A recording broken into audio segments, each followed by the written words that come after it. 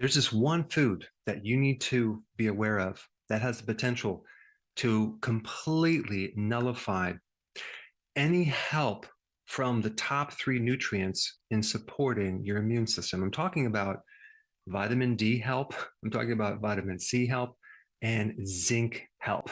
These three nutrients are the nutrients that most people take when they're coming down with some type of infection. So they're very, very important in helping your immune system. And I'm going to tell you the one food that can cause a deficiency in all three of these nutrients and negatively affect your immune system. Your immune system is dependent on these three nutrients. So let's first talk about vitamin D. Is vitamin D important with your immune system? Yes, it's involved with every single part of your immune system, your T cells, your B cells, your phagocytes, the neutrophils. Every single part of your immune system has vitamin D receptors. And when someone has an inflammatory condition called the cytokine storm, vitamin D is essential in keeping that inflammation regulated. So vitamin D helps modulate or regulate the immune system.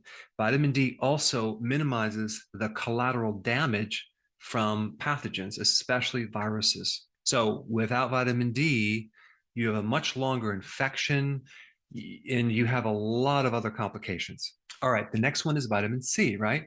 You know vitamin C is important. Probably at the first sign of a cold, you might take vitamin C. What does vitamin C do to the immune system? Well, number one, it increases the mobility of white blood cells. It makes them more active. And without vitamin C, they're very sluggish. Vitamin C also increases something called phagocytosis. That's the ability of phagocytes to eat up pathogens. Vitamin C also helps the white blood cells produce their weaponry to defend against infections. And without vitamin C, the duration of your illness extends a lot longer than it should.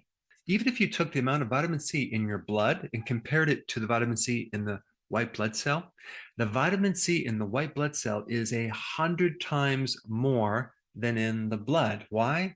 Because your immune system is dependent on vitamin C. All right, now what about the trace mineral zinc? Is that important? It's very, very important. In fact, without zinc, your thymus gland, the gland that trains your T cells, it's like a training camp for T cells, atrophies, it shrinks. Zinc is vitally important, not just with the thymus gland, but for all the lymphatic tissue, the lymph nodes in general. Without zinc, you're not going to have the quantity of white blood cells. And without zinc, the duration of infection goes on and on and on. When people suffer from a lot of symptoms from interaction with a virus, for example, and they have all these complications, it's really the immune reaction towards the pathogen that's creating the damage more than the pathogen itself. And it's these three nutrients that minimize the collateral damage. So if you want to go through an infection with minimal symptoms, these three nutrients are crucial. All right, so what is the food that we need to avoid? If you guessed sugar, you are correct.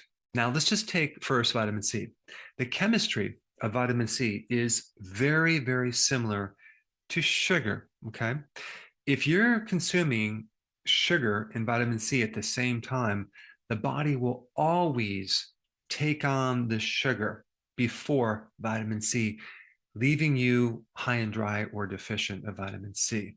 Diabetics that have this sustained blood sugar nearly always have a vitamin C deficiency.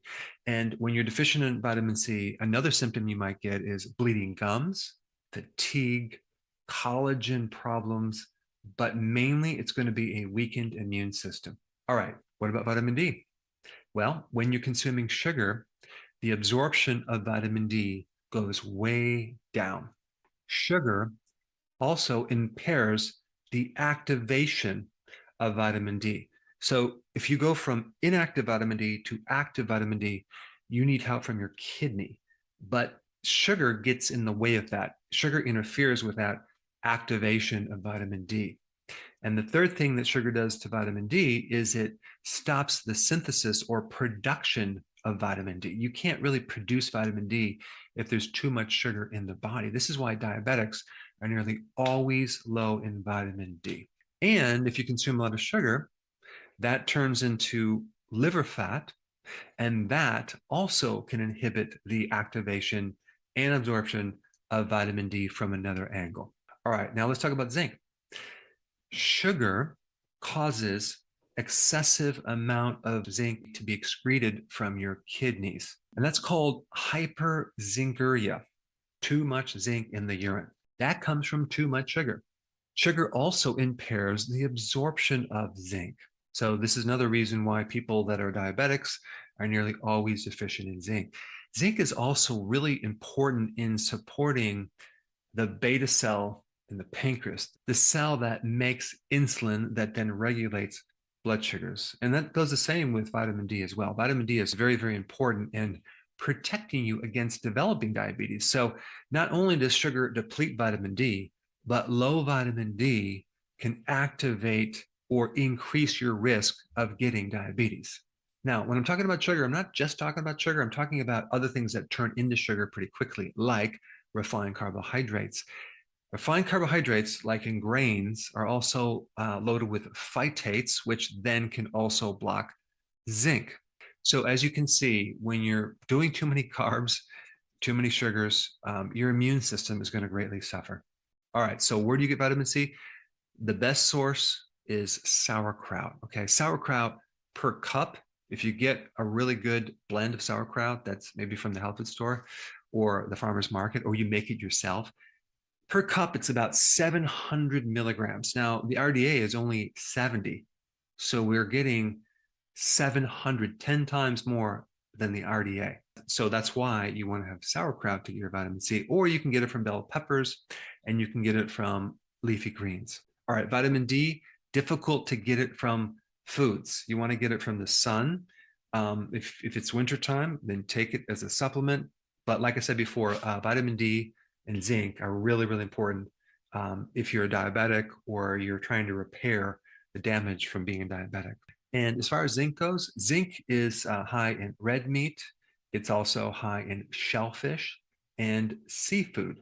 Now, there's just one last thing I want to tell you, something else that can paralyze your immune system that is not food, and it's stress.